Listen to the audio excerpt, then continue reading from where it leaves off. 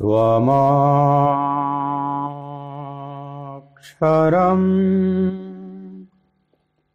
परमं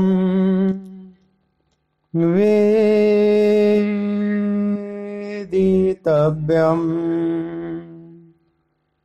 त्वमस्य विश्वस्य परं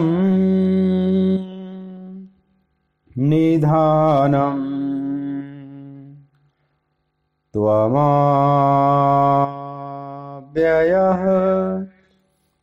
शाश्वत धर्मगोप्ता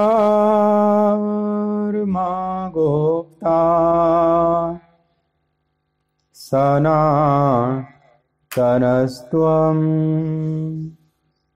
पुरुषो मतो मे वायुर्यमोऽग्निः वरुणः शशाङ्कः प्रजापतिस्त्वं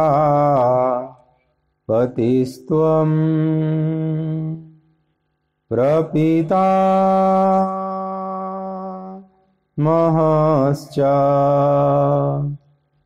नमो नमस्तेस्तु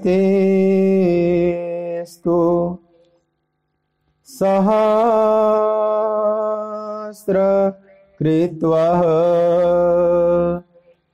पुनश्च भूयो नमो नमस्ते। बोलिए भक्तवत्सल भगवान की जय।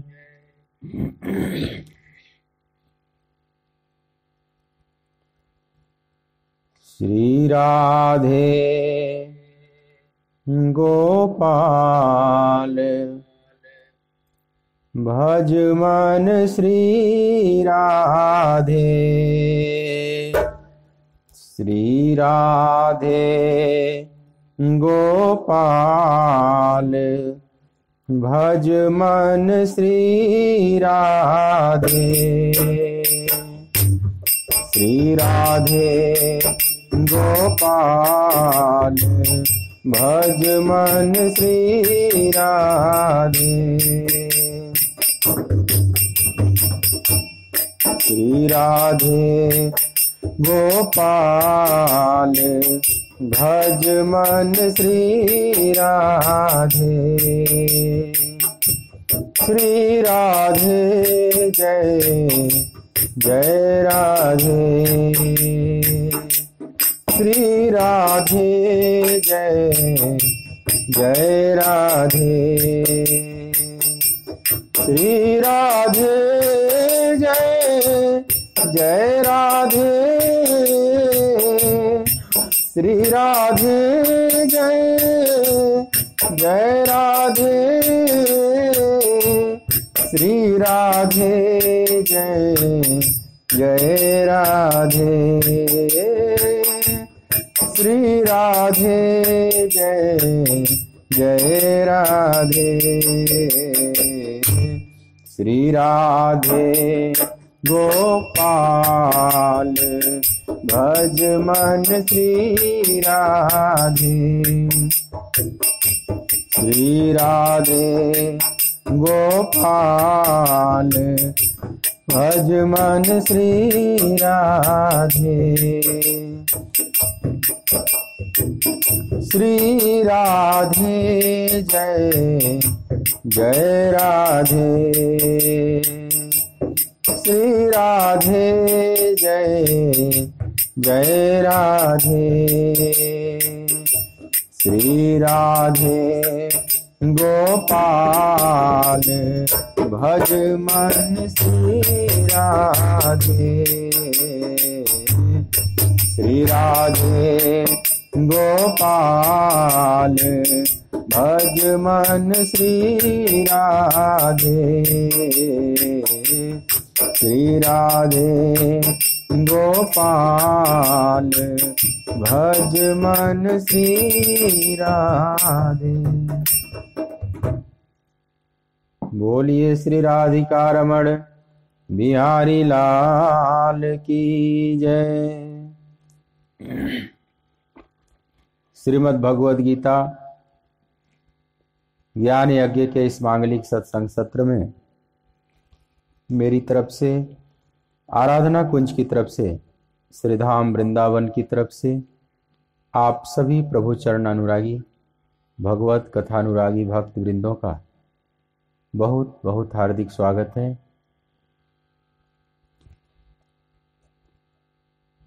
दूसरे अध्याय का श्लोक संख्या 63 आप मेरे साथ गायन करेंगे सस्वर।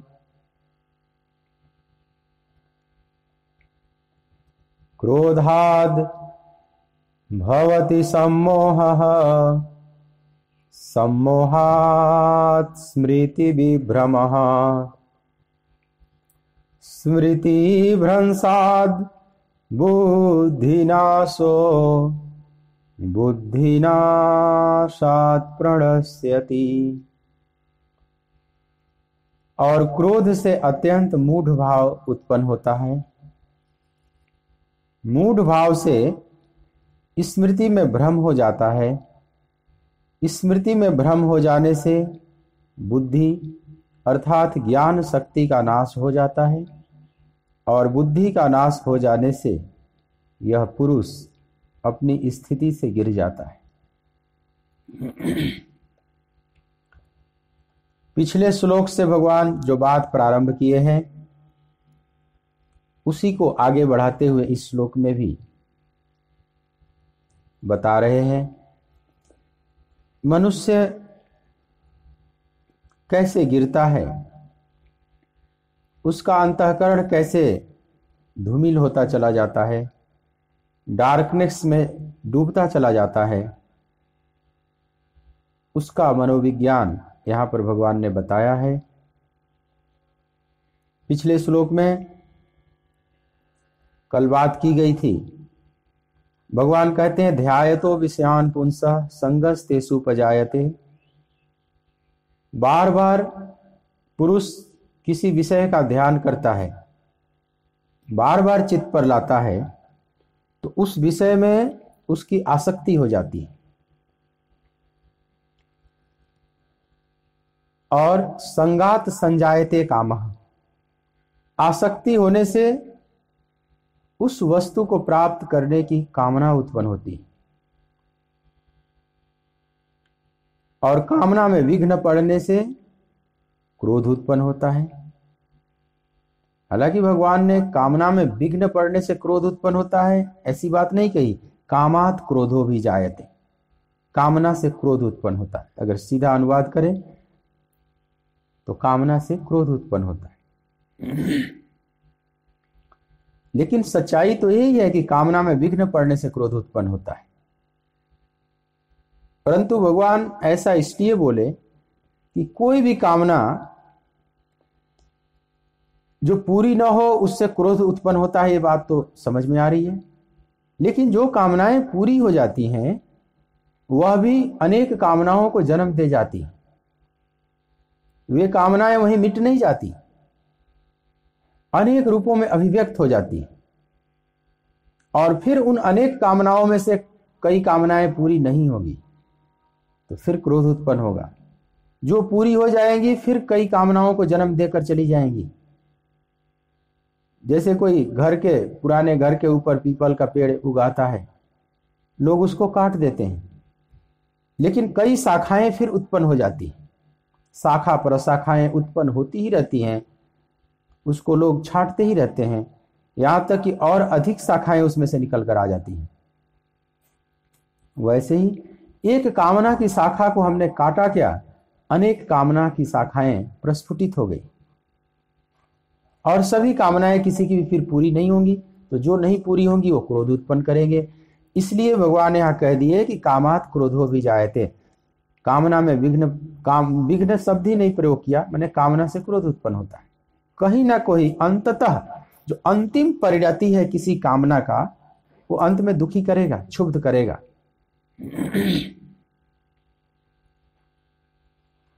वो आज करता हुआ नहीं प्रतीत हो रहा है, लेकिन कालांतर में कभी ना कभी वो अवश्य करेगा। इसलिए कामात क्रोधो भी जायते बोल दिया, कामना से क्रोध उत्पन्न होता है। और क्रोधाद भवति सम्मोह, क्रोध से सम्मोह उत्पन्न होता है। सम्मोह का यह अनुवाद अत्यंत मूढ़ भाव किया है अनुवादक ने, और ठीक है, लेकिन थोड़ा सम्मोह शब्द को ही आप समझें। इसमें मोह शब्द लगा हुआ है, मोह में ही सम्मोह, सम उस उपसर्ग लग गया तो सम्मोह। मोह और सम्मोह में क्या अंतर है, इस बात को जरा समझे। क्रोध कैसे सम्मोह उत्पन्न करता है और मोह क्या उत्पन्न करता है। इसके रूट में कामनाएं हैं। जो कामनाएं पूरी हो गई, जिस वस्तु की कामना से हम भरे हैं और वो वस्तु हमें प्राप्त हो गई, तो उस वस्तु के प्रति मोह उत्पन्न होता है। ये वस्तु मेरी है, इसी का नाम मोह है ना। ये व्यक्ति मेरा है, ये वस्तु मेरी है, इसी का नाम मोह है। उसकी सुरक्षा की वो चिंता करता है, उससे अनेक आशाएं बांधता है। ये मेरी वस्तु है, ये मेरे लोग हैं, उससे अनेक सपने बुनता है और उसके सुरक्षा, उसके बचाव को लेकर भी चिंतित रहता है। तो जो कामना पूरी हो गई, जो चीजें मिल गई, पूरी होने का मतलब वो चीज मिल गई मुझे, अब उसके प्रति एक आसक्ति का जन्म होता है, उसी को मोह कहते हैं। एक लगाव होता है, यह मेरा है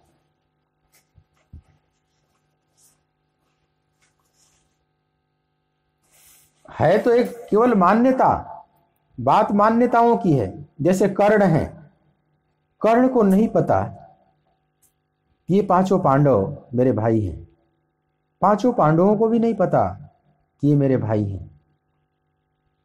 इसलिए अर्जुन और कर्ण में कितना द्वेष है। जैसे दोनों एक दूसरे के लिए जी रहे हैं, कर्ण के चित्त में सदा अर्जुन छाए हुए हैं। जैसे अर्जुन का वध कर दे कर्ण, उसे सबसे बड़ी उपलब्धि मिल गई, जीवन की सबसे बड़ी उपलब्धि मिल गई। चाहे अर्जुन का वध करके खुद भी मर जाए, कोई फर्क नहीं पड़ता, लेकिन अर्जुन मर जाना चाहिए। सबसे बड़ा धरती का शत्रु अर्जुन उन्हें प्रतीत हो रहे हैं। लेकिन जिस दिन भगवान कृष्ण ने बताया कि हे अंगराज, तुम भी कौनते हो, ये सब तुम्हारे भाई हैं, पूरी कहानी जब बताई, फिर मां कुंती भी आकर बताई। कर्ण सच्चाई तो समझ गए, कर्ण के मन में भी खटक रही थी बात कि मैं कौन हूं। समाज के सामने प्रामाणिकता से अपनी बात नहीं रख पाते थे।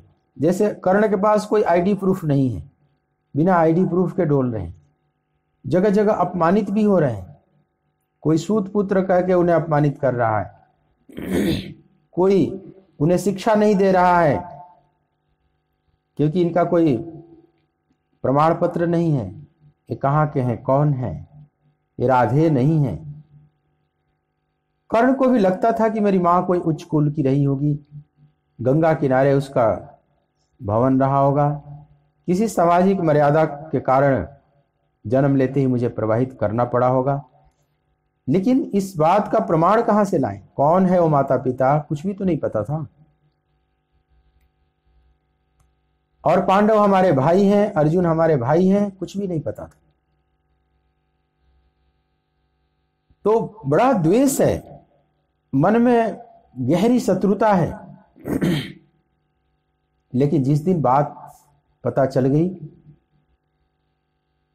उस दिन सब स्थिति बदल गई, अंदर का मनोभाव बदल गया।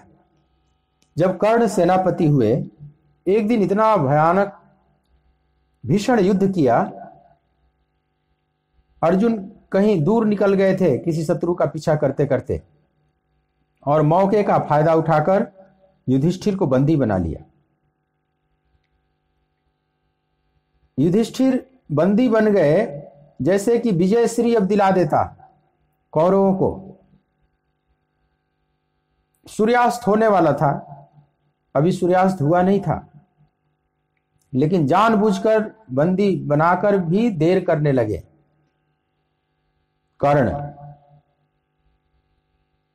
कि सूरज अस्त हो जाए, क्योंकि कर्ण के मन में एक भाव उत्पन्न हो गया था, ये मेरे बड़े भाई हैं, ये छोटे भाई हैं, बड़े तो कर्ण होते थे ही, ये हमारे भाई हैं युधिष्ठिर, ये पांडव हमारे भाई हैं, इन्हें और कुछ तो मैं नहीं दे सका, ये जीवन भर ठोकरें खाए हैं, अपमानित हुए हैं, और इन्हें भी नहीं पता, कर्ण को पता चल गया था लेकिन पांडवों को अभी नहीं पता चला था कि कर्ण मेरे भाई हैं, ये तो बाद में पता चलेगा युधिष्ठिर को।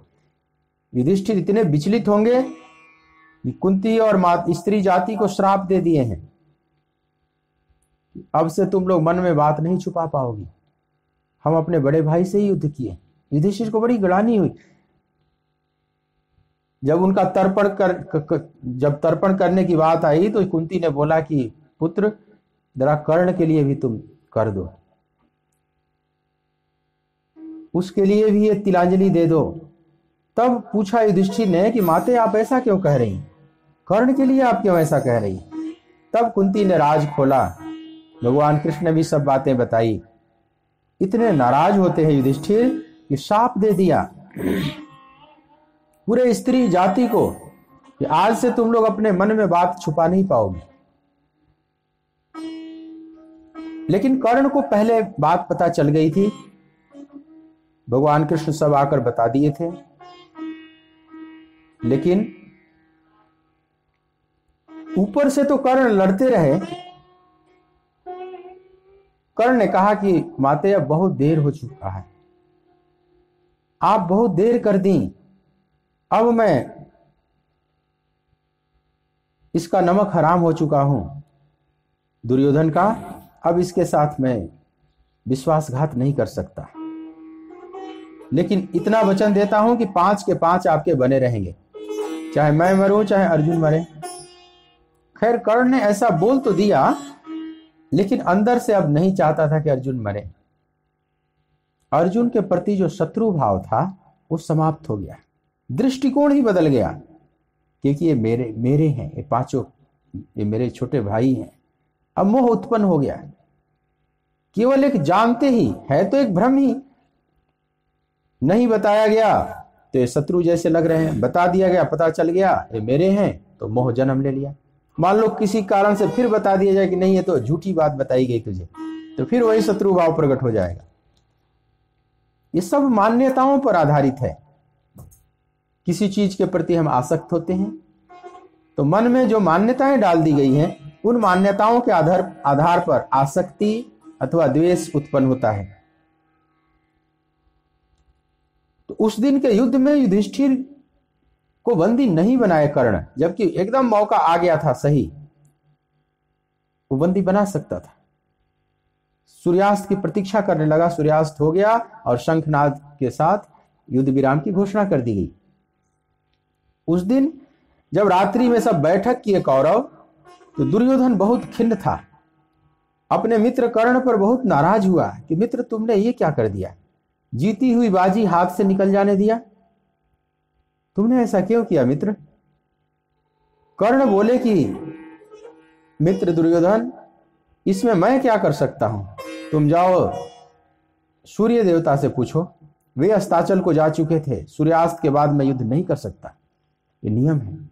दुर्योधन बहुत खिन्न हुआ कि मित्र किस नियम की बात कर रहे हो, यहां सब नियम की धज्जियां उड़ा दी गई हैं, कोई नियम वगैरह नहीं है, एक ही नियम है कि कैसे भी युद्ध को जीतो। लेकिन कर्ण बोले कि मित्र जब तक मैं सेनापति हूं मैं नियम विरुद्ध युद्ध नहीं कर सकता। हाँ द्रोणाचार्य आए, द्रोणाचार्य ने सब नियम को भंग किया, लेकिन मेरे रहते नियम भंग नहीं होगा।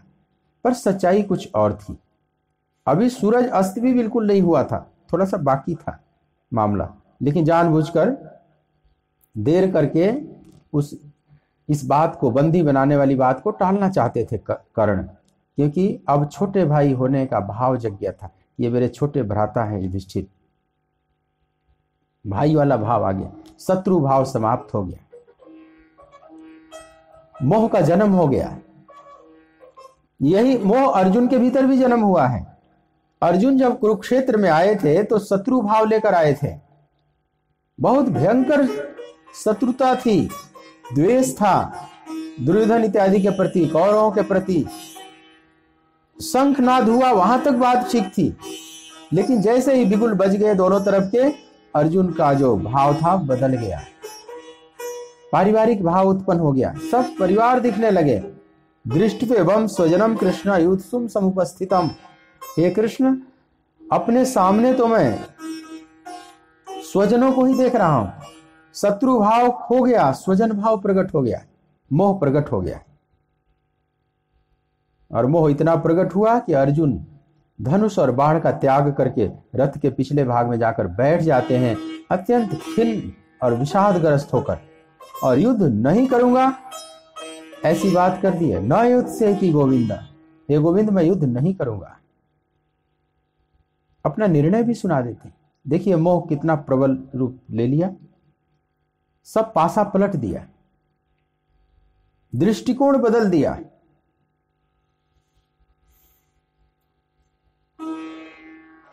तो जो हम ये पता चल जाए कि ये मेरा है, ये वस्तु मेरी है या स्वजन मेरे हैं, जब ऐसी भावना आ जाती है तो उस व्यक्ति वस्तु के प्रति जो एक आसक्ति का जन्म होता है, एक भाव जन्मता है, उस भाव दशा का नाम ही मोह है।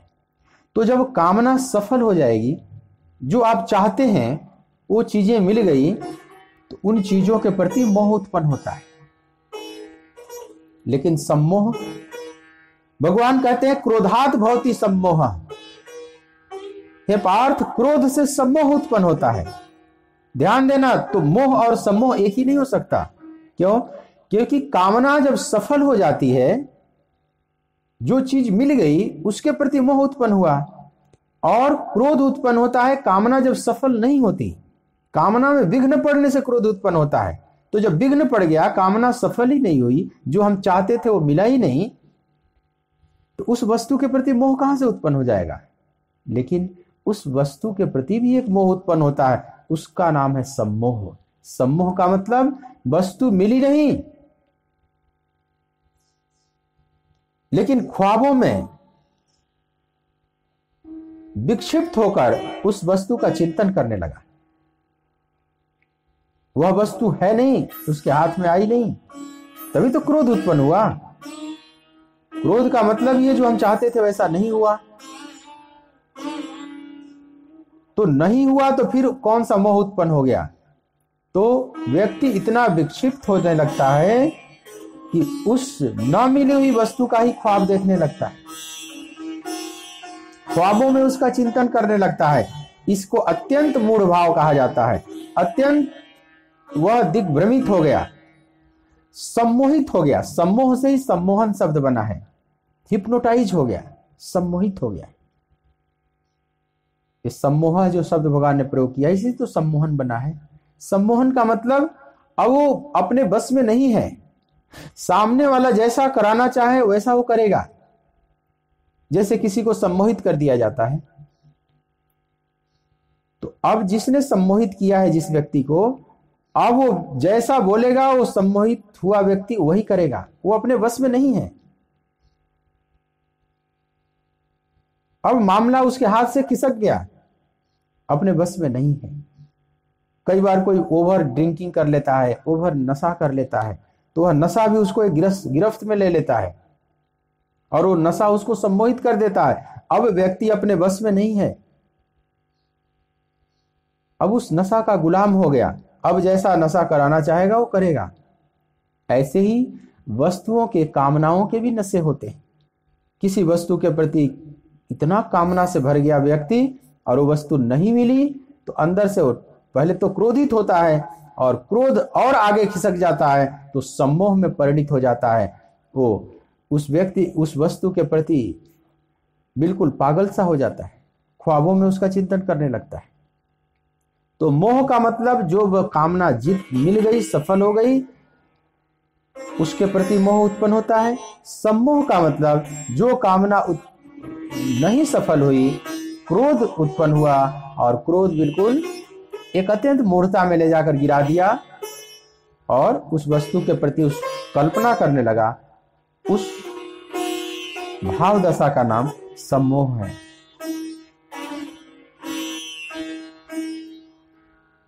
जैसे कामना जब सफल होती है और कुछ हमने पा लिया है, तो कामना आगे खिसक कर लोभ में परिणित हो जाती है। जैसे मान लीजिए धन की बात करें, कोई धन का लोभी है और करोड़पति बनने की कामना है उसमें कि मेरे पास करोड़ रुपया हो जाए, मैं करोड़पति बन जाऊं। और मान लीजिए उसकी कामना सफल हो गई, करोड़ रुपया उसने पा लिया, तो करोड़ रुपया पाने के बाद वो शांत नहीं हो जाएगा। उतना रुपया पाने के बाद अब उसमें लोभ उत्पन्न हो जाएगा। जिमी प्रति लाभ लोभ अधिकाई। लोभ का भी मतलब वही होता है कि जो हमारे पास नहीं है लेकिन हम पाना चाहते हैं। मोह और लोभ में अंतर है। मोह मतलब जो हमने पा लिया है उसके प्रति जो आसक्ति है, जो हमारे पास है उसके प्रति जो हम आसक्त हैं, उस भाव दशा का नाम है मोह। लेकिन लोभ का मतलब कि जो नहीं है हमारे पास लेकिन हम अपने पास लाना चाहते हैं, हम उसे अपना बनाना चाहते हैं, हम अपने तिजोरी में उसको बंद करना चाहते हैं, अभी हमारा है नहीं, उसके प्रति लोभ उत्पन्न होता है। करोड़ रुपया अगर पा गया, अब करोड़ रुपए का उसको लोभ नहीं होगा, उस करोड़ रुपए से आसक्ति जरूर होगी लेकिन लोभ नहीं होगा। लोभ होगा कि अब और 1 करोड़ हो गया तो अब 2 करोड़ कैसे हो जाए, या करोड़पति के बाद अरबपति कैसे हो जाऊं। तो कामना आगे खिसकती चली जाती है, उसी का नाम लोभ है। जिमी प्रति लाभ लोभ अधिकाई। जैसे जैसे लाभ बढ़ता चला जाता है, लोभ आगे खिसकता चला जाता है, और चाहिए और चाहिए।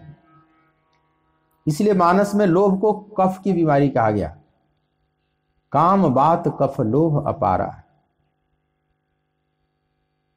लोभ जैसे कफ की बीमारी है, जितना ही निकालते चले जाएं उतना ही फिर बन जाता है, वो बनता ही चला जाता है। कफ निकालते चले जाएं वो फिर छाती में जमता चला जाता है। उसी तरह से जिस चीज की या धन का लोभ है, तो धन मिल गया तो वहीं वो शांत नहीं हो गया, फिर आगे खिसक जाता है। लोभ के साथ साथ, लाभ के साथ साथ लोभ और बढ़ता चला जाता है। तो कामना जहां जहां सफल होती चली जाएगी,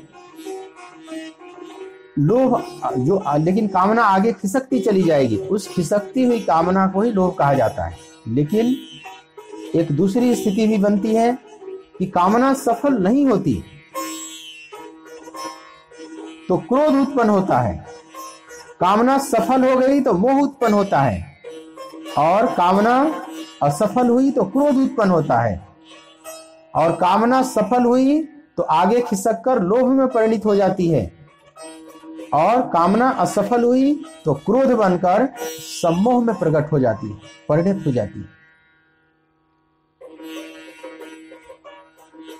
तो जैसे लोभ व्यक्ति का अंतहीन होता है, कभी वो पूरा नहीं हो सकता, उसकी पूर्ति नहीं की जा सकती, उसी तरह से जब सम्मोह में व्यक्ति पड़ जाता है तो अब वो धीरे धीरे नीचे और गिरता चला जाता है। अब मामला उसके हाथ से निकल जाता है। क्रोध तक तो अपने आप को रोक सकता है, लेकिन क्रोध के ताप में, क्रोध में एक ताप है, जो हमारी ऊर्जा है वो बहुत तापित कर देती है। क्रोध में हमारा जो स्थूल शरीर है वो भी गर्म हो जाता है, आंखें लाल हो जाती हैं, ब्लड सर्कुलेशन बढ़ जाता है, पल्स रेट बढ़ जाता है, मतलब अंतःकरण तो तापित होता ही है, यह जो स्थूल शरीर है यह भी तापित हो जाता है। इतना प्रभाव पड़ता है क्रोध का। तो समझ लें कि जो कामना है अब वो वाष्प बन गया, कामना का जो पानी है वो वाष्प बन गया। जैसे पानी है और उसको गर्म किया जाए तो 99 डिग्री तक तो पानी रहेगा, लेकिन 99 के बाद जब 100 डिग्री तापमान हो जाएगा तो 100 डिग्री के बाद उसका गुणधर्म बदल जाएगा। अब वो पानी वाष्पीकृत हो जाएगा, भाप में परिवर्तित हो जाएगा। अब दोनों का एक स्वभाव नहीं रहा, पानी नीचे की तरफ भागता है और वाष्प ऊपर की तरफ भागता है। दोनों के गुण धर्म में कितना फर्क हो गया, क्वालिटी बदल गई। एक नीचे की तरफ भागने का स्वभाव वाला था, एक ऊपर की तरफ भागने लगा। तो क्रोध के ताप से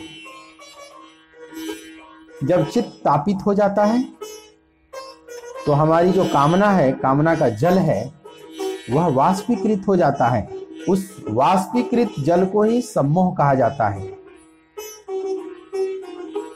और व्यक्ति इतना विक्षिप्त होता चला जाता है कि अब वो एक तरह से पागल होना शुरू हो जाता है। इसलिए कहते हैं क्रोध पागल कर जाता है।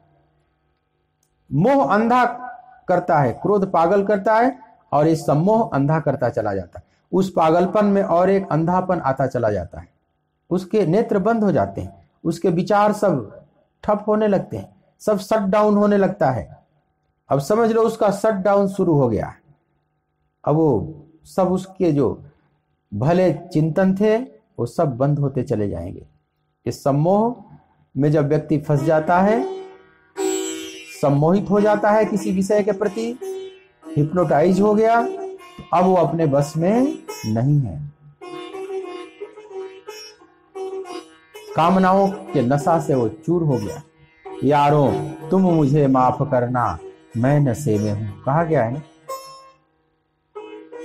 उस नशा वाले व्यक्ति को लोग क्षमा भी कर देते हैं, जानते हैं कि अभी अपने बस में नहीं है। जैसे कोई शराबी व्यक्ति नशा के गिरफ्त में आ जाता है और बहुत कुछ बोल जाता है, फिर भी समाज में लोग इतने गहराई से नहीं लेते जितना वो होश में बोलता। और बेहोशी में, नशा के बेहोशी में वो जो बातें कर रहा है, तो उस स्तर पर लोग उतना नहीं लेते कि चलो ये नशे में इतनी बातें किया है, क्योंकि अब वो अपने बस में नहीं। वही व्यक्ति जब होश में आता है, जब जागरूक हो जाता है, तो उसको भी अफसोस होता है कि अरे मैंने क्या क्या बोल दिया। एक व्यक्ति बहुत नशा करके और गाली गलौज कर दिया था, किसी ने केस डाल दिया मानहानि का अदालत में, तो अब होश आ गया था, अब तो स्वस्थ था। तो कटघरे में खड़ा था, जज ने पूछा कि तुमने गाली दी? तो बोला कि सर नहीं, वो गाली देने वाला व्यक्ति कोई और था, अब वो चला गया। वो ये कहना चाहता था कि जिस समय मैंने गाली दी उस समय मैं नहीं था, कोई और था मेरे भीतर। मैं इतने नशे में सम्मोहित हो चुका था, इतने मूढ़ भाव को प्राप्त हो चुका था कि मैं क्या कर रहा हूं मुझे खुद ही नहीं पता। आज मैं कह सकता हूं कि वो गलत हुआ, वह जो मैंने शब्द निकाले या मेरे द्वारा निकला इस शरीर से वो गलत था, लेकिन निकालने वाला कोई और था, जैसे कोई और व्यक्ति था। हालांकि कानून के दायरे में तो उसको दंडित किया ही जाएगा।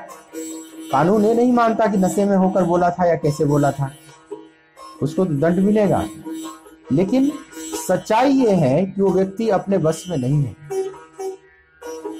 तो भगवान कहते हैं कि क्रोधात भवति सम्मोह, क्रोध से व्यक्ति अत्यंत मूढ़ भाव को प्राप्त हो जाता है। और सम्मोहात स्मृति विभ्रम, जब बहुत सम्मोहित हो जाएगा तो स्मृति विभ्रम, स्मृति उसकी नष्ट हो जाती है। कौन सी स्मृति? स्मृति का मतलब जो पास्ट, बुद्धि का जो पास्ट है, जो अतीत है, अतीत में जो जो बुद्धि ने अनुभव किया है उसी को स्मृति कहते हैं। हमने अभी तक जो जो समझा है, सोचा है, विचारा है, जो हमने समझा है कि धर्म क्या है, अधर्म क्या है, नीति क्या है, अनीति क्या है, कर्तव्य क्या है, अकर्तव्य क्या है, भला क्या है, बुरा क्या है। जो जो अभी तक हमने सुना समझा है वह स्मृति में सब बातें पड़ी हुई। स्मृति माने बुद्धि का जो अतीत है, समझ ले, बुद्धि का संग्रहालय। संग्रहालय में संग्रह करके रखा जाता है ना, अतीत की वस्तुएं सब संग्रह करके रखी जाती हैं। नाना प्रकार की सभ्यता, संस्कृतियां, कब कब क्या घटी, कब कब मनुष्य कैसे रहते थे, सभ्यताओं का विकास कैसा था, भाषा क्या थी, उस समय के औजार क्या थे, बर्तन कैसे थे, वस्त्र कैसे थे, सब संग्रहालय में रखा जाता है। संग्रहालय माने अतीत। उसी तरह से जो स्मृति जिसको भगवान यहाँ कहते हैं, हमारा अतीत, जो कुछ भी हमने सोचा, विचारा, समझा बुझा है, वह जहां इकट्ठा है उसको स्मृति कहते हैं।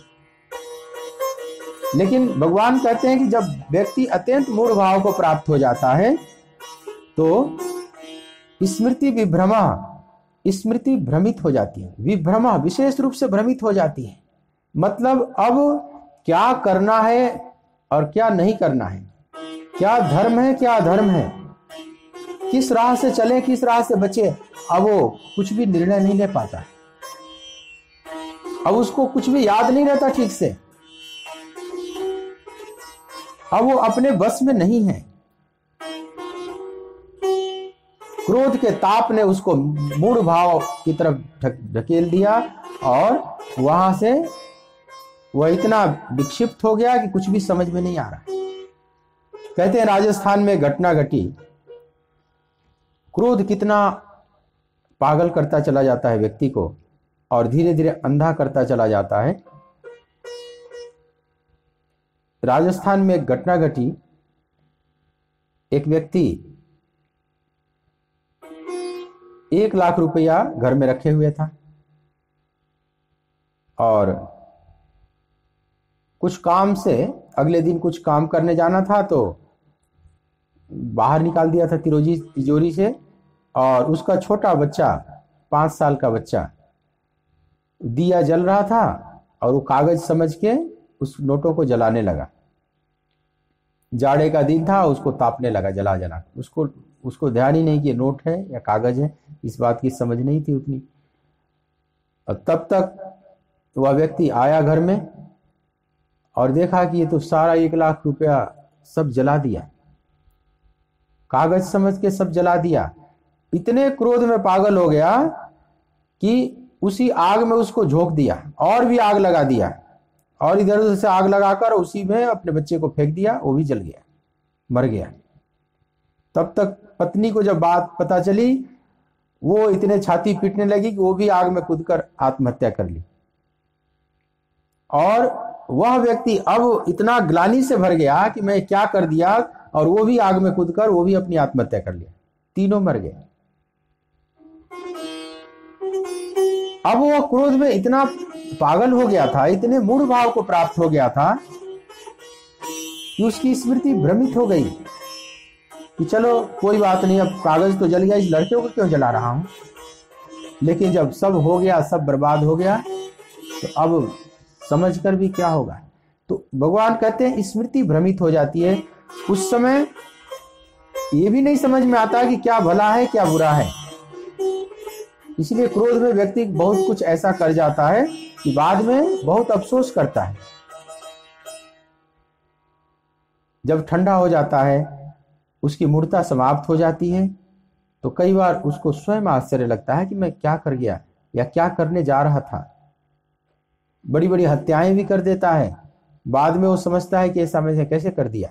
जेल में कितने कैदी बंद हैं, आज वे अगर उनको वैसे हत्या करने के लिए कहा जाए नहीं कर सकते, लेकिन किसी खास क्षण में अगर कोई अपराधी ना हो जीवन भर का, जो अपराधी होते हैं, खुखार अपराधी होते हैं, उन्हें तो अभ्यास हो जाता है।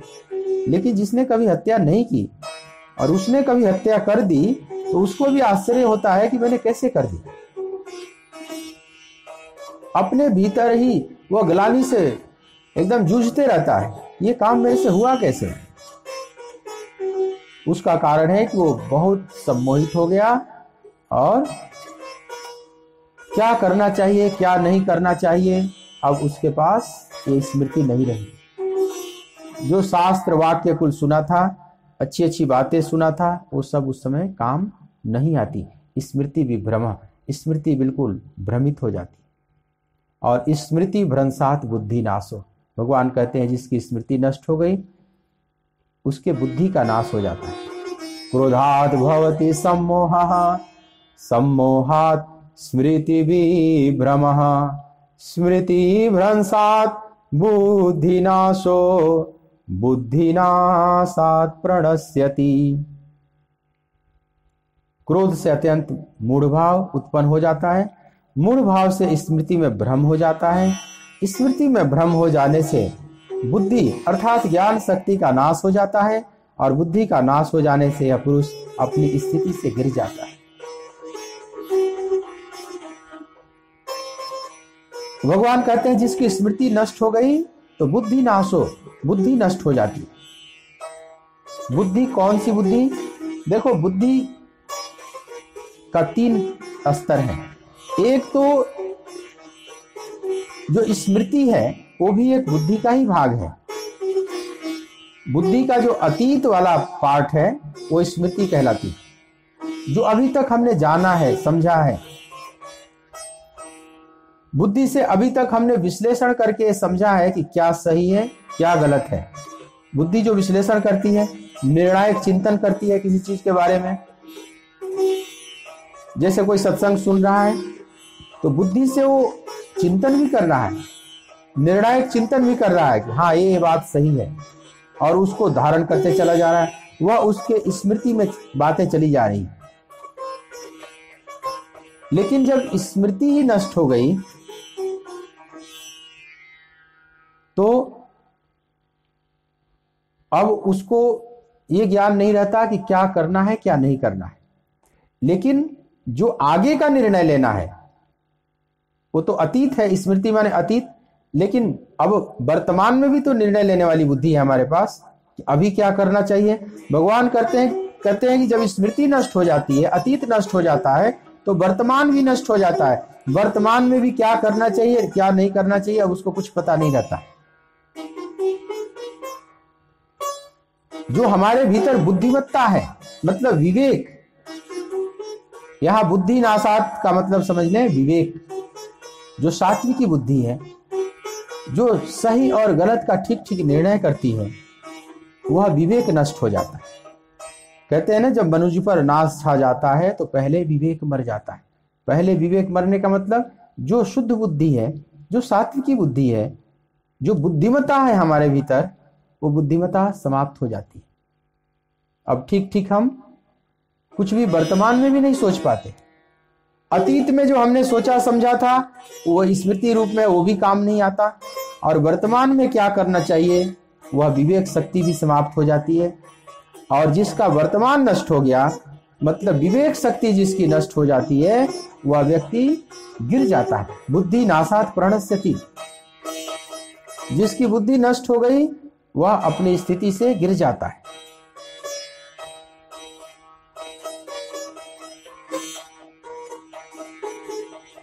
तो कैसे एक व्यक्ति का दिवालियापन होता है, एक तरह से आध्यात्मिक दिवालियापन, इसका पूरा विज्ञान भगवान ने बताया है। मतलब मूल में जो कामना उत्पन्न हुई, किसी विषय को देखा, जस्ट देखा, वहां तक तो कोई दिक्कत वाली बात नहीं। जैसे एक छोटा बच्चा भी देखता है, एक पशु भी देखता है, सामने से कार गुजर गई, एक पशु भी, गाय भी देख रही है, एक 2 साल का बच्चा भी देख रहा है, दोनों पर कोई प्रभाव नहीं पड़ रहा। लेकिन एक 25 साल का युवक देखता है तो उसके चित्त पर प्रभाव पड़ता है। अगर बार बार उसका चिंतन करने लगता है, ध्यायतो विषयान पुंसा, बार बार पुरुष विषय का ध्यान करने लगता है, तो उसमें आसक्ति उत्पन्न हो जाती है और फिर पाने की कामना उत्पन्न होती है। और कामना आगे प्रवाहित हुई तो समस्त कामनाएं पूरी तो नहीं होती। जो कामना नहीं पूरी होगी वो क्रोध उत्पन्न करेगी, और जो पूरी हो गई, जो चाहता है वो मिल गया, तो उस वस्तु के प्रति मोह उत्पन्न हो जाता है, और फिर आगे खिसक जाती है कामना, उसको लोभ कहते हैं। जैसे इतना धन चाहिए, इतने धन की कामना है तो उतना धन मिल गया, लेकिन वहां से वो संतुष्ट नहीं हो जाता, अब वो लोभ में आगे खिसकता चला जाता है, मतलब लोभ का सम्मोहन पकड़ लेता है उधर।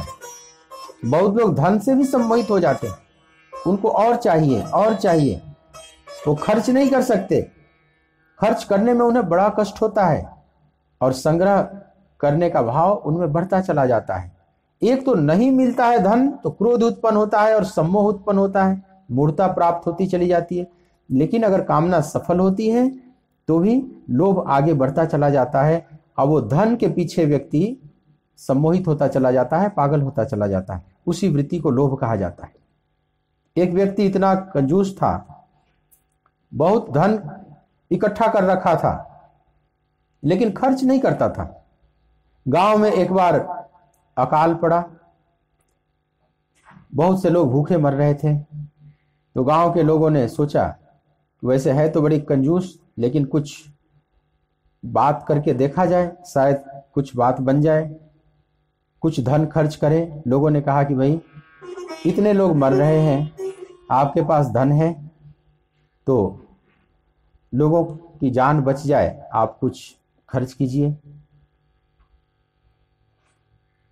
लेकिन धन से वो इतना सम्मोहित था, बोला कि खर्च, मैं धन बिल्कुल नहीं दे सकता, लोग तो मर रहे हैं, ये तो फिर से जन्म ले लेंगे, फिर से शरीर मिल जाएगा और दूसरे लोग भी और पैदा हो जाएंगे, जनसंख्या की कमी नहीं है, लेकिन जो धन चला जाएगा मेरे हाथ से वो कहां से पैदा होगा, वो तो फिर लौट कर आने वाला नहीं, इसलिए धन नहीं दे सकता। लोगों को लौटा दिया, वो इतना धन से सम्मोहित था। लेकिन कुछ दिनों के बाद उसकी पत्नी बीमार पड़ गई, अब डॉक्टर को बुलाना होगा, धन खर्च होगा, लेकिन वह पत्नी के लिए भी धन खर्च नहीं कर रहा है कि पत्नी को तो एक दिन मरना ही था, एक दिन मर जाएगी, लेकिन वह धन खर्च नहीं कर सकता, क्योंकि धन जो निकल जाएगा वो फिर कहां से आएगा, जो हाथ से चला जाएगा वो तो फिर लौट कर नहीं आएगा। तो पत्नी का भी ठीक से इलाज नहीं कराया और पत्नी भी मर गई। उसके लिए किसी के जान की कोई कीमत नहीं, वो व्यक्ति इतना सम्मोहित हो जाता है धन से कि जान की कीमत उसके लिए कुछ भी नहीं। ये जो लोगों का जान जा रहा है, ये तो सब चित्र की तरह मिट रहे हैं, ये तो फिर से बन जाएंगे, या फिर नए नए लोग आ जाएंगे, दूसरी पत्नी भी आ जाएगी, दूसरी शादी कर लेंगे, लेकिन धन खर्च नहीं कर सकती। एक दिन खुद ही बीमार पड़ गया, और जब खुद बीमार पड़ गया तो लोग कहे कि तुम अपने लिए तो कम से कम डॉक्टर को बुला लो, लेकिन अपने शरीर के लिए भी वह धन खर्च करना नहीं चाहता। लोगों ने कहा कि क्या करोगे फिर, ये जो धन इकट्ठा करते जा रहे हो इसका क्या करोगे, मरने के बाद तो ले तो जाओगे नहीं। बोला कि नहीं, मैं मरने के साथ भी ले जाऊंगा, किसी के लिए छोड़कर नहीं जाऊंगा, मरने के बाद भी इसको लेकर जाऊंगा साथ में। लोगों को लगा कि ये बहुत आसक्त हो गया है धन से, इसको कैसे समझाया जाए। एक दिन बहुत बीमार पड़ गया, उसको लगा कि अब मैं मर जाऊंगा। तब उसने जो हीरे जवाहरात रखे हुए था वो एक झोली में भरा और सुबह नदी के किनारे गया। सोचा कि इस धन को साथ में लेकर और मैं कूद जाऊंगा नदी में और किसी को दूंगा नहीं, साथ लेकर मरूंगा। तो सोचा कि नदी के किनारे गया तो देखा कि किनारे पर अगर मान लो मैं मर गया तो धन की थैली यहीं पड़ी रह जाएगी और कोई ले लेगा, तो नहीं, सोचा कि बीच नदी में नाव से जाऊं और वहां पर कूदकर आत्महत्या करूंगा। तो नाव वाले से, अब कई नाव वाले थे, नाविकों से उसने कहा कि भाई मेरे को बीच में ले चलो। तो सब मांग रहे थे अलग अलग किराया। तो बोला कि मैं 2 पैसा दे सकता हूं, 2 पैसे में कौन ले जाएगा। एक नाविक तैयार हो गया कि चलो, है तो बहुत कंजूस, लेकिन चलो इसको 2 पैसे में हम ले जाते हैं। एक तैयार हो गया और बीच नदी में ले गया। तो फिर उसने कहा कि भाई देखो मैं मरने अब जा रहा हूं, मैं खुद कर आत्महत्या करने जा रहा हूं। तो क्या एक मरते हुए व्यक्ति की अंतिम इच्छा तुम पूरी नहीं कर सकते? क्या हमारी अंतिम इच्छा नहीं पूरी कर सकते? नाविक बोला कि बोलो क्या कहना चाहते। उसने बोला कि ये जो 2 पैसे जो किराया तुम लोगे, क्या इतना छोड़ नहीं सकते? अगर इतना भी छोड़ दो तो मैं शांति से मरूंगा। उस नाविक ने कहा कि ठीक है, जाओ, मैं 2 पैसा छोड़ देता हूं, मैं नहीं लेता। और वो थैली के साथ, उस हीरे जवाहरात की थैली के साथ कूद पड़ा नदी में और मर गया।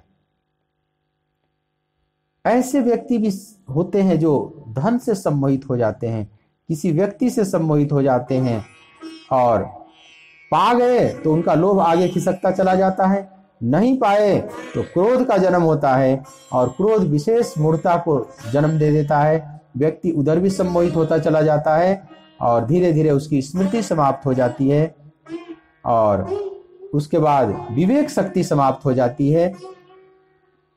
और जिसका विवेक नष्ट हो गया वह अपनी स्थिति से गिर जाता है। बुद्धि नाशात् प्रणश्यति। जिसका विवेक नष्ट हो गया, बुद्धि नष्ट हो गई, वह व्यक्ति अपनी स्थिति से गिर जाता है नीचे। समझ लो, वो सब लूट पिट गया, बर्बाद हो गया, आध्यात्मिक यात्रा उसकी बाधित हो गई, वो नीचे की तरफ गिर गया। तो कैसे व्यक्ति धीरे धीरे नीचे गिरता है, जैसे एक बीज के रूप में कामना जन्म ली, बीज अंकुरित हुई एक तरह से। जैसे किसी चीज को उसने देखा, उस पर बार बार विचार करने लगा तो उसमें अंकुरण शुरू हो गया, वह बीज अंकुरित होने लगा, धीरे धीरे वो पौधा बन गया, वृक्ष बन गया, फिर उसकी जड़ें गहरी चली गई नीचे। अब उसको उखाड़ना इतना आसान नहीं पड़ता। इसीलिए मनुष्य को चाहिए कि जो है उसी में संतुष्ट रहे। यथा लाभ संतोष सदा काहू सो कछु न चाहूंगो। हम बहुत कुछ चाहने लगते हैं, बार बार उसका चिंतन करने लगते हैं, वहीं से उपद्रव शुरू हो जाता है। इसीलिए संतों ने कहा कि यथा लाभ संतोष सदा, जो है उसी में मैं संतुष्ट रहूं। अध्यात्म के मार्ग पर आगे बढ़ने के लिए ये बहुत सुंदर सूत्र है। यथा लाभ संतोष सदा का सो कछु न चाहूंगो। परहित निरत निरंतर मन क्रम वचन नेम निबहूंगो। कबहु कहूं एहि रहनी रहूंगो। यथा लाभ संतोष सदा काहू सोच कछु न चाहूं। यह जो भाव संतों ने विकसित किया अपने भीतर, संतुष्टो ये न के नचित, जो है उसी में संतुष्ट रहे, यह बहुत काम का चीज है। यह बहुत विवेक से लिया गया निर्णय है। जो मूर्छा में जीते हैं वे अनेक कामनाओं में फंसते चले जाते हैं, लेकिन जो होश में जीते हैं अनेक कामनाओं से अपने आप को बचाते हैं और सांसारिक कामना को बहुत प्रश्रय नहीं देते, बहुत टिकने नहीं देते अपने भीतर। अगर कामना उनके अंदर कोई घर भी बनाती है, कोई स्थान बना लेती है, तो वह प्रभु को पाने की कामना। मामिच्छाप्तुम धनंजय, हे धनंजय, तुम्हारी इच्छाएं नहीं जा रही है, कामनाएं अगर नहीं मिट रही तो बस एक कामना से भर जाओ, मामिच्छाप्तुम, मुझे प्राप्त करने की कामना, मुझे प्राप्त करने की इच्छा से भर जाओ। यही एक कामना रखने लायक है, बाकी कामनाएं त्याज्य हैं, क्योंकि कामनाओं के दलदल में जो धंस गया वो धंसता ही चला जाता है, उसको फिर से अपने बल पर निकलना बड़ा कठिन हो जाता है। तो एक मनुष्य का अधःपतन कैसे होता है भगवान ने यहाँ बताया इन 2 श्लोकों में। अब आगे के 2 श्लोकों में, 64वें और 65वें श्लोक में भगवान बताएंगे कि ऊर्ध्वगमन कैसे होता है। मनुष्य नीचे गिरता है किस विधि से, लेकिन फिर ऊपर उठना चाहे तो कैसे उठता है, इसकी भी बात भगवान कर रहे हैं। क्योंकि भगवान स्थित प्रज्ञ की बात यहाँ अर्जुन को बता रहे हैं। अर्जुन की इच्छा है कि हम स्थित प्रज्ञ कैसे हों, हमारी प्रज्ञा अकंप कैसे हो। तो भगवान बताते हैं कि प्रज्ञा अकंप करने के क्या तरीके हैं, लेकिन प्रज्ञा कंपित होती जाती हैं प्रज्ञा बुझती चली जाती है। क्या हम सावधानी नहीं बरतते, कहाँ पर हम लापरवाही करते हैं तो हमारी प्रज्ञा बुझती चली जाती है, बहुत कंपित होती चली जाती है। मतलब अर्जुन को सावधान भी कर रहे हैं कि स्थित प्रज्ञता के मंजिल पर पहुंचना है पार्थ, तो तुझे इन बातों का ध्यान रखना होगा, बहुत कामनाओं के जाल में, सम्मोह में नहीं पड़ना है। तो मनुष्य कैसे अब स्थित प्रज्ञता की तरफ बढ़े, उसकी बात भी भगवान कहते हैं। 64वें श्लोक का आप मेरे साथ गायन करेंगे। राग द्वेष वियुक्तैस्तु विषया निन्द्रियैश्चरन् आत्मवशैर् विधेयात्मा प्रसादमधिगच्छति। राग द्वेष वियुक्तैस्तु विषया निन्द्रियैश्चरन् आत्मवशैर्विधेयात्मा प्रसादमधिगच्छति। परंतु अपने अधीन किए हुए अंतःकरण वाला साधक अपने बस में की हुई राग द्वेष से रहित इंद्रियों द्वारा विषयों में विचरण करता हुआ अंतःकरण की प्रसन्नता को प्राप्त होता है। प्रसादम अधिगच्छति, अंतःकरण की प्रसन्नता मतलब प्रसाद। प्रसन्नता को संस्कृति में यहाँ प्रसाद शब्द प्रयोग किया गया है। प्रसन्नता हमारा सहज स्वभाव है। सच्चित आनंद स्वरूप जो परमात्मा है, हम भी सच्चित आनंद स्वरूप हैं। चेतन अमल सहज सुख राशि, हम सहज सुख की राशि हैं। उसी सहज सुख की राशि को, उसी प्रसन्नता को, उसी आनंद को, उसी प्रसाद को हम सब पाना चाहते हैं। एक साधक भी उसी प्रसन्नता को पाना चाहता है और एक संसारी भी उसी प्रसन्नता को पाना चाहता है, लेकिन दोनों के मार्ग में अंतर है। संसारी भी आनंद को ही ढूंढ रहा है, आस्तिक भी आनंद को ढूंढ रहा है और नास्तिक भी आनंद को ढूंढ रहा है। ऐसा कोई भी नहीं जो आनंद को न ढूंढ रहा हो, लेकिन रास्ते में अंतर है। जो नास्तिक है वो नश्वर के पीछे भाग रहा है, नश्वर में वो आनंद को ढूंढ रहा है। ये नश्वर जो संसार है, ये जो जगत है, जो सदा गतिशील है, एक क्षण भी जिसकी स्थिति नहीं है, तभी तो जगत कहते हैं, जो सदा ही गतिशील है। या संसार जो सरक रहा है सदा, एक क्षण भी स्थिर सत्ता नहीं है जिसकी, और उसमें कोई शाश्वत सुख ढूंढे, शाश्वत शांति निगच्छति, जिसकी बात भगवान कहते हैं, उस शाश्वत शांति को ढूंढे। तो जो स्वयं क्षणभंगुर है, जिसकी स्वयं ही सत्ता नहीं एक क्षण भी, वह शाश्वत शांति कैसे प्रदान कर सकता है? तो भगवान कहते हैं कि कौन प्राप्त कर सकता है? प्रसादम अधिगच्छति। कौन? वह अंतःकरण की प्रसन्नता को प्राप्त होता है। तो भगवान कहते हैं अपने अधीन किए हुए अंतःकरण वाला साधक, जो अपने अंतःकरण को वश में कर रखा है, जिसका अंतःकरण वश में है। आत्म वशैर विधेय आत्मा। अंतःकरण जो है, जिसको मन बुद्धि चित्त अहंकार कहते हैं, एक होता है बहिर्करण। बहिर्करण माने जिससे बाहर का कार्य होता है। जैसे इंद्रियां हैं, ये 5 ज्ञान इंद्रियां हैं, ये बहिर्करण कहलाती हैं। या 5 कर्म इंद्रियां भी हैं, यह भी बहिर्करण है। जैसे हमने हाथ से काम किया तो हाथ वहां पर करण हो गया, लेकिन बहिर्करण। लेकिन जो मन है वो अंतःकरण है। जब तक मन नहीं आदेश देगा तब तक हाथ नहीं काम करेगा। मन का आदेश होगा कि ये काम करो, तब हाथ उधर बढ़ता है।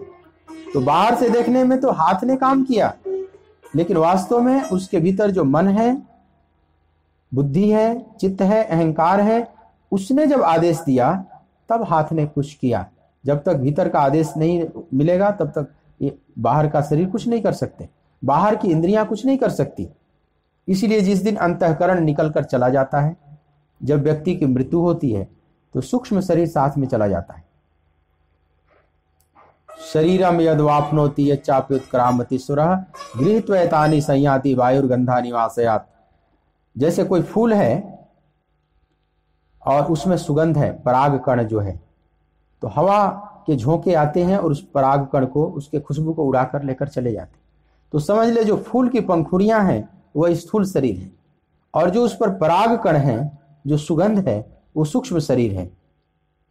मृत्यु रूपी हवा के झोंके से फूल की पंखुड़ियां तो वहीं रह जाती हैं, लेकिन जो पराग कण है वो उड़कर चला जाता है। मतलब स्थूल शरीर तो यहीं रह जाता है, लेकिन सूक्ष्म शरीर रूपी जो पराग है वह चला जाता है साथ में, मृत्यु के साथ। वायुर्गंधा निवासयात्, जैसे वायु गंध को लेकर चला जाता है, वैसे ही मृत्यु सूक्ष्म शरीर को लेकर चली जाती। सूक्ष्म शरीर को ही अंतःकरण कहते हैं। उसी अंतःकरण में यह आत्मा बंद है। अंतःकरण में लिपटी हुई आत्मा को ही जीवात्मा कहते हैं, और जब तक मुक्ति नहीं हो जाती तब तक यह अंतःकरण पीछा करेगा, यह साथ जाएगा। तो असली बात अंतःकरण का है। व्यक्ति जब मर जाता है, मतलब सूक्ष्म शरीर निकल गया, तो हाथ पांव आंख नाक सब पड़े रह जाते हैं, लेकिन ये तो कुछ भी कार्य नहीं करते। अगर हाथ से किसी ने काम किया तो एक मरा हुआ व्यक्ति क्यों नहीं काम कर पाता? उसके पास भी तो हाथ है, उसके पास भी तो आंखें हैं, वो क्यों नहीं देख पाता? क्योंकि भीतर का जो करण है जिससे कार्य होता है, अंतःकरण जिसको कहते हैं, वो नहीं रहा, केवल बहिर्करण बचा हुआ है। जैसे कोई मोबाइल है, आप बात कर रहे हैं और उसमें से सिम कार्ड निकाल लिया जाए तो आप बात नहीं कर सकते, आप किसी से कनेक्ट नहीं हो सकते। सिम बहुत छोटा है, मोबाइल बहुत बड़ा है, उसमें बहुत से यंत्र हैं, उसका वजन बहुत ज्यादा है, लेकिन एक छोटा सा सिम कार्ड वो निकाल दिया जाए तो सब कनेक्शन टूट जाएगा। तो उसी प्रकार से जब यह अंतःकरण निकल जाता है, चला जाता है, तो कनेक्शन टूट जाता है इस शरीर का, इस पूरे जगत से। वो देखता हुआ भी नहीं देख रहा है, इंद्रियां खुली हैं, आंखें खुली हैं, लेकिन वो कुछ नहीं देख पाता। तो भगवान कहते हैं कि जो अंतःकरण को बस में कर लिया है, अधीन कर लिया है। अधीन करने का मतलब अब वह स्वामी है अपने अंतःकरण का, वो दास नहीं है। संसारी मनुष्य का मतलब वह अंतःकरण का गुलाम है। अंतःकरण जैसा चाहता है उसको नचाता है, मन जैसा चाहता है उसको नचाता है।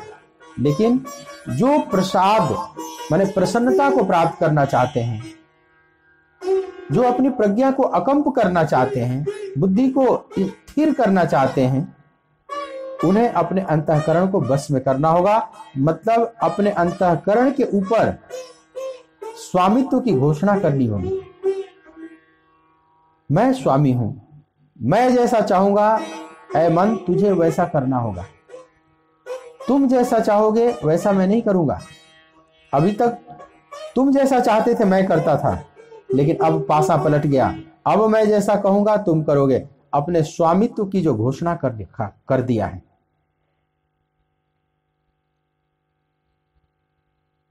तो स्वामित्व की घोषणा कौन कर सकता है? भगवान कहते हैं राग द्वेष वियुक्तस्तु। राग द्वेष से रहित हो गई है इंद्रियां जिसकी, जो राग द्वेष से रहित हो चुका है। हमारे अंतःकरण में जो सूक्ष्म इंद्रियां हैं, मन, उसमें राग और द्वेष स्थित रहते हैं। जैसे कोई चीज अच्छी लगती है तो उससे राग हो जाता है, सुखानुसयी रागः और दुखानुसयी द्वेषः। जिस चीज से हमें दुख मिलता है उससे द्वेष हो जाता है। जो अनुकूल लगता है उसके प्रति राग हो जाता है, आसक्ति हो जाती है, और जो प्रतिकूल लगता है उसके प्रति द्वेष हो जाता है, उससे विरक्ति हो जाती है। तो भगवान कहते हैं कि राग द्वेष से जो रहित हो गए हैं, प्रतिकूल और अनुकूल दोनों से जो ऊपर उठ चुके हैं, क्योंकि राग और द्वेष को जीतना बहुत जरूरी है। अंतःकरण को जीतने के लिए मन को स्थिर करने के लिए और प्रसाद मतलब प्रसन्नता को प्राप्त करने के लिए राग और द्वेष दोनों से हमें ऊपर उठना होगा, क्योंकि राग भी कंपित करता है, द्वेष भी कंपित करता है। राग भी अशांत करता है, द्वेष भी अशांत करता है। राग भी क्षुब्ध करता है, द्वेष भी क्षुब्ध करता है। वो प्रसन्नता नहीं प्रदान कर सकते।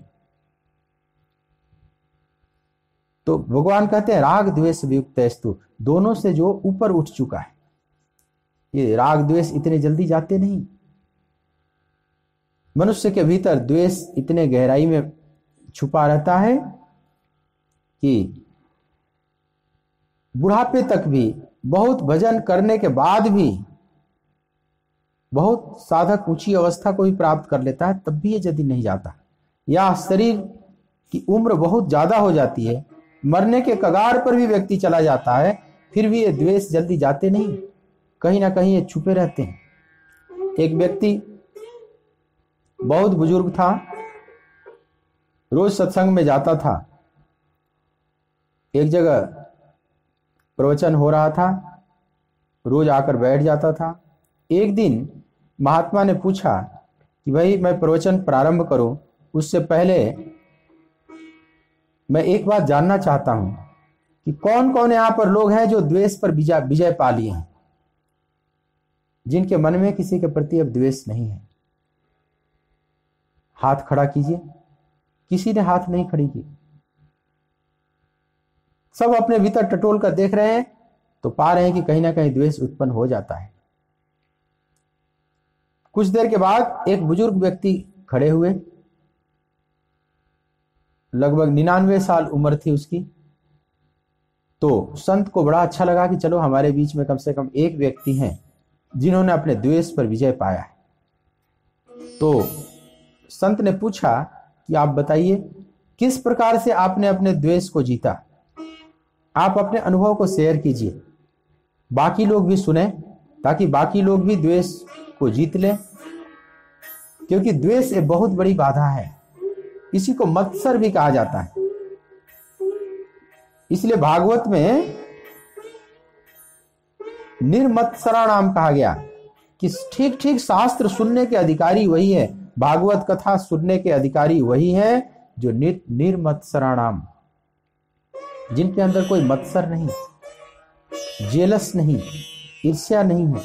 मत्सर का मतलब मेरे से आगे कोई कैसे सरक रहा है, मेरे से ऊपर कोई कैसे बढ़ सकता है, उसका मैं पांव खींच दूंगा, या उसको अच्छा नहीं लग रहा, उसके अंदर एक जलन होती है, एक दाह होता है। इसी का नाम द्वेष है। तो सभी लोग द्वेष से परेशान हैं।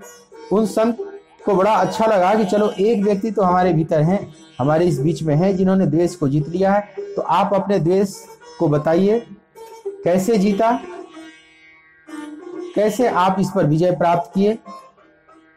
तो जब ऐसी बात पूछी तो बूढ़ा बिल्कुल कांपने लगा, विचलित हो गया है, आंखों में और चंचलता आ गई और जैसे क्रोध का चिन्ह उसके चेहरे पर प्रकट हो गया और बोला कि वे सारे दुष्ट मर चुके हैं जो मुझे बहुत परेशान किया करते थे। अब मुझे किस पर द्वेष आए? किसी के प्रति द्वेष नहीं है, किसी के प्रति घृणा नहीं है, कोई विकार नहीं, क्योंकि जो थे इनके समकक्ष वे अब नहीं रहे, जो इनके प्रतिद्वंदी थे वो सब अब नहीं रहे। लेकिन अब यह व्यक्ति जो बोल रहा है इसने द्वेष पर विजय नहीं पाया है। वे सब है ही नहीं जिससे वे द्वेष करता था, वे सब मर चुके हैं। अगर वे सपने में भी आ जाए तो भी द्वेष प्रकट हो जाएगा, फिर ख्वाबों में भी आ जाए तो भी द्वेष प्रकट हो जाएगा। यह जीतना नहीं हुआ। भगवान कहते हैं कि राग द्वेष वियुक्तस्तु, जिसके अंदर राग और द्वेष समाप्त हो चुके हैं, जिसका अंतःकरण राग द्वेष से रहित हो चुका है, मतलब न कहीं राग है न कहीं द्वेष है। कहीं राग रहेगा तो कहीं द्वेष भी अवश्य रहेगा, क्योंकि ये दोनों द्वंद्व हैं, ये विदा होते हैं तो एक साथ रहेंगे, तो साथ साथ। तो पहले राग को जीतना होगा, राग जीतेंगे तो द्वेष पर भी विजय प्राप्त करते चले जाएंगे। और विषयान इंद्रियश्चरण, इंद्रियां विषयों में विचरण न करती हुई या करती हुई, यहां भगवान कहते हैं कि इस महापुरुष की इंद्रियां विषयों में विचरण करती हुई भी, विषयान इंद्रियश्चरण, महापुरुष की इंद्रियां विषयों में विचरण कर रही है, लेकिन राग द्वेष नहीं है, क्योंकि अंतःकरण उनका अपने वश में है। जिसका अंतःकरण वश में है, राग द्वेष से रहित है, उनकी विषयों में विचरण करती हुई इंद्रियां भी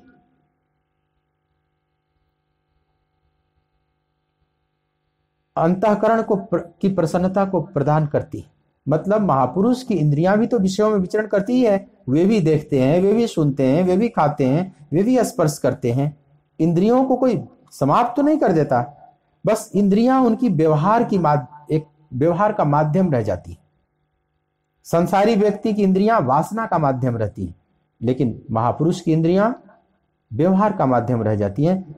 उसमें राग द्वेष नहीं होता, उनका अंतःकरण जीता हुआ रहता है और विषयों में विचरण करती हुई ऐसे महापुरुष की इंद्रियां भी प्रसन्नता को प्रदान करने वाली होती है। वे महापुरुष अंतःकरण की प्रसन्नता को प्राप्त करते हैं। जैसे जनक की कथा आप सुनते हैं, तो जनक अंदर से स्थित प्रज्ञ हो चुके हैं। उनकी इंद्रियां बाहर से विषयों में विचरण करती हुई दिखाई पड़ती हैं, लेकिन वो सिर्फ दिखाई पड़ती, वो केवल एक व्यवहार का माध्यम है। अंदर कोई वासना नहीं, कोई कामना नहीं, तो उनके अंदर कोई क्षोभ नहीं, कोई विक्षिप्तता नहीं। ऐसे महापुरुष प्रसन्नता को प्राप्त करते हैं, अंतःकरण की प्रसन्नता को प्रसादम अधिगच्छति। वे प्रसन्नता को, और जो प्रसन्नता को प्राप्त करते हैं, उनकी प्रज्ञा अकंप होती चली जाती है। शेष चर्चा कल के प्रसंग में। 2 मिनट आइए कीर्तन करते हैं।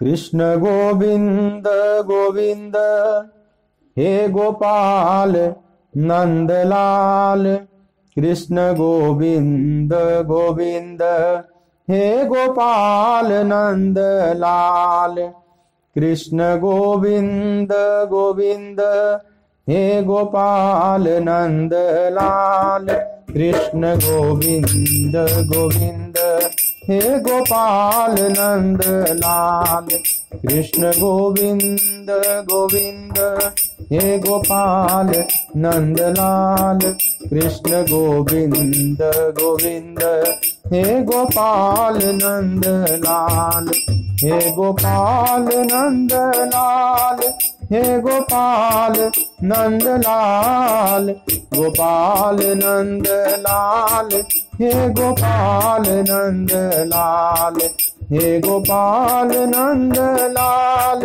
हे गोपाल नंदलाल, गोपाल नंदलाल, हे गोपाल नंदलाल, कृष्ण गोविंद गोविंद हे गोपाल नंदलाल, कृष्ण गोविंद गोविंद गोपाल नंदलाल, कृष्ण गोविंद गोविंद हे गोपाल नंदलाल, कृष्ण गोविंद गोविंद हे गोपाल नंदलाल, हे गोपाल नंदलाल, हे गोपाल नंदलाल, गोपाल नंदलाल, हे गोपाल नंदलाल, हे गोपाल नंदलाल, हे गोपाल नंदलाल, गोपाल नंदलाल,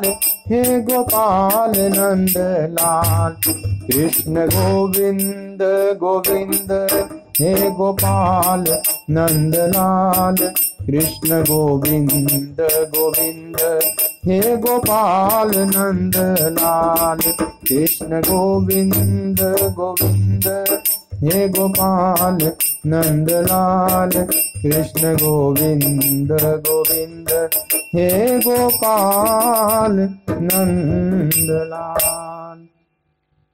बोलिए भक्तवत्सल भगवान की जय, सच्चिदानंद भगवान की जय। ओम